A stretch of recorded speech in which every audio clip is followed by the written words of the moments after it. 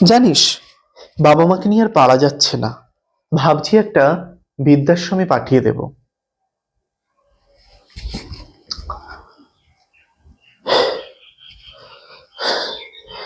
আজকে আমার অনেক জ্বর, পাশে কেউ নেই।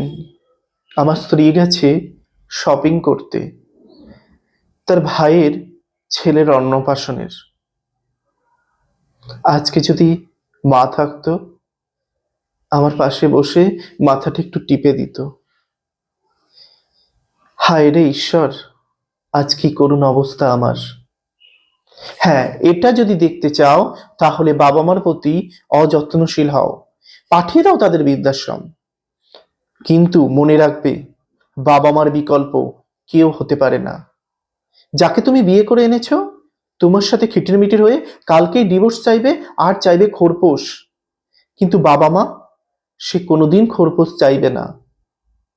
তুমি সন্তান হয়েছো, তাদের প্রতি তোমার কর্তব্য আছে। তবে তুমিও তো বাবা, একদিন তোমারও তো দিন আসবে। তোমার হাজার টাকা থাকলেও তোমাকে দেখারও কেউ থাকবে না। এই অভিসম্পাত যেন বাবা মা তোমাকে না দেয়।